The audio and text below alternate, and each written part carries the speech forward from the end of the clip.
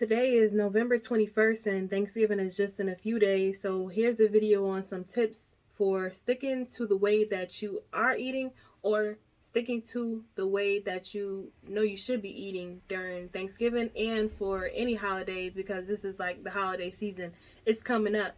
So the tips in this video is going to be like if you are gathering with family where it's like a potluck situation, you have like a get together and you have family members or friends. I know it's like a thing called Friendsgiving where people don't eat the same way as you.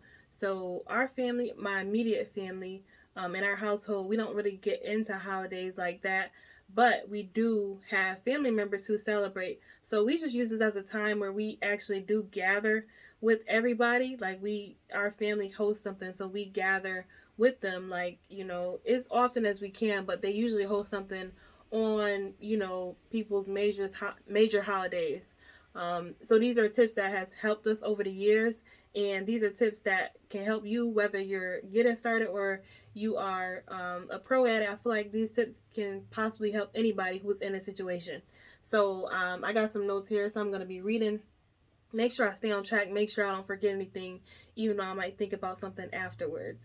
But so the number one is think about the most important reasons that you eat the way you do. Um, Keep that clear in your mind all day, because especially if you're just starting out, you could really play tricks on yourself. You could be like, why am I doing this again? It's it's like when you get in that situation, depends on your it depends on your level of discipline. But sometimes when you get in a situation, you really can start making up stuff in your mind of like why you shouldn't be doing this or why you don't have to do this right now. So that's why my first tip is just to be clear on why you're doing it before you even get tempted, before you even get in a situation, just so you can tell this to yourself like, hey, this is the reason I'm doing this and this is the reason why I should stick to this. That's my number one reason. Come up with a clear reason why you're doing this and why you need to be sticking to what you're doing. The second tip that I have for you is to think about of the consequences of if you don't stick to your eating plan. Like if you get tempted to eat something that you're not supposed to, just like use these consequences to talk yourself out of it. So like if you're just transitioning, say you're transitioning to eating plant-based, right? Well, it may be for a specific health reason that you're battling, or just so you can feel better, have more energy, whatever it is. So you can have just the consequence in your mind. Like if I do this, I've been doing this for a month, so if I eat this, then I might feel sick. Just come up with some consequences, and it can be used. This is for like all different diets. Like if you just eat different than the people who you'll be gathering with, this is gonna help pretty much anybody who just eats differently than the people who they are gonna be having a potluck with. So that was number two. Develop the consequences and just have those in your mind so that you can, if you get in the face of temptation, which you may, then use that to be like, oh, I can't do this or this will happen. Number three, bring food that you'll enjoy. Like I said, all of these, like a lot of these things depend on your discipline level. So maybe you're not somebody who would get tempted, but I don't know, if you're watching this video, it's a good chance that you're somebody who might struggle, just like with a lot of people, like with temptation. And then sometimes people actually push it on you, like even if it's not you, sometimes people push it on you, like they'll say, hey, just enjoy it just this once, you're not gonna eat a lot of it, or sometimes people will really push it on you. So you have to be strong for yourself. But I say the third one is bring food that you will enjoy, because this is a mistake that we made, like when we first started. Like we would bring this mediocre meal because it was the easiest thing to make. But it's kind of like we got this mediocre meal. Like imagine bringing like a sandwich, like even if it's like a health food sandwich, right? And then your family's eating like a 6-course meal that you used to love to eat. It may be more challenging for you to stick to it if you have this mediocre meal, or little mediocre meal, and then they have this meal that it was once so precious to you, you know, that you know, like you can taste it in your head. So that's my third tip. Just make sure you bring something like along, like in line with what you're doing. So whether, you know, whatever you're doing, like I said, plant-based, whether your goal is for weight loss, whatever you are doing, you should have some meals that you enjoy either way, but make sure you bring something that you really enjoy. That way you can enjoy it and you don't have to be so disappointed like, ah, man, why do I have this sandwich while they have, you know, whatever, like turkey and dressing and whatever the things are that tempts you. Number 4 is, if you like dessert, bring dessert. Like I said, this is whatever's in line with what you're doing.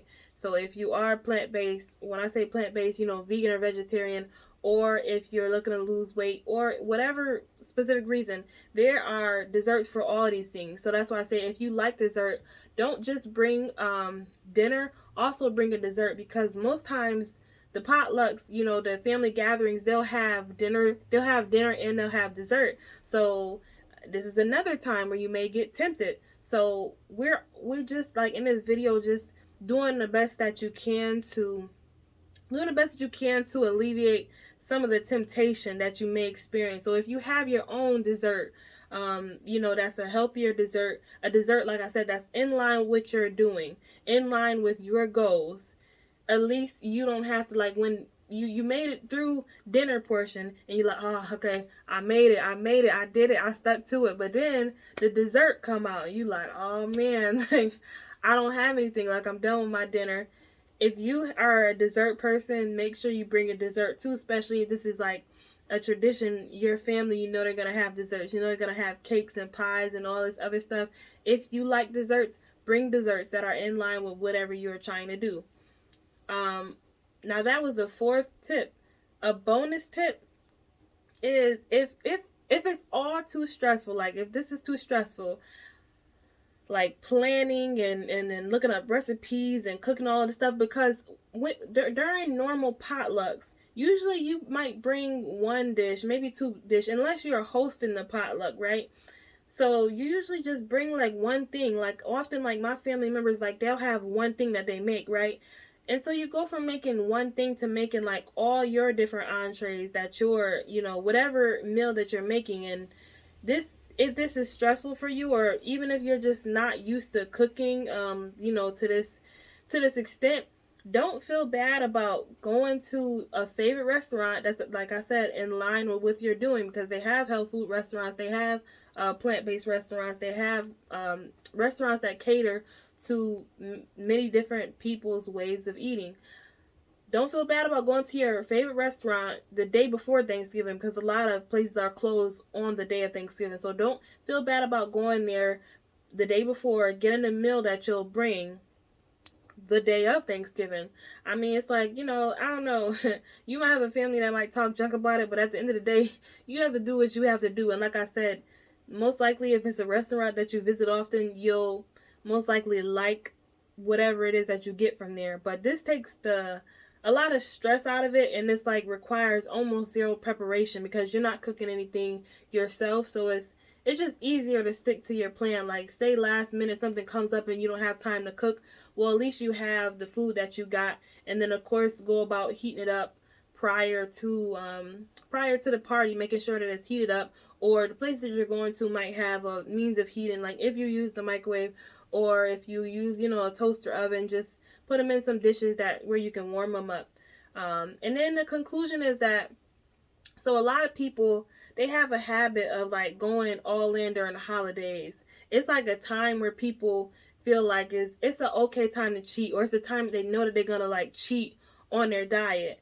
And the reason why I feel like this is not the best thing to do is just because you can be setting yourself backwards. So no matter what your goal is, if your goal for the New Year's, because a lot of people have New Year's resolution, if your goal for the New Year's is to say lose 30 pounds, you can set yourself backwards to the point where through all of these holiday seasons, you could potentially gain, you know, however much weight. Maybe you gain 10 pounds during the holiday season. So now this 30 pounds turned into 40 pounds that you have to lose. And it's like, that much harder to reach your goals. And then not only that, some people have New Year's resolution, the same New Year's resolution every single year. So imagine you having a goal of losing 30 pounds and then you don't even achieve that goal, or you start working out, the first of the year and then you fall off. So now, not only are you 30 pounds more than you desire to be, you also had an extra 10 pounds that you just added on through the holiday season. And like I said, it's not all about weight loss.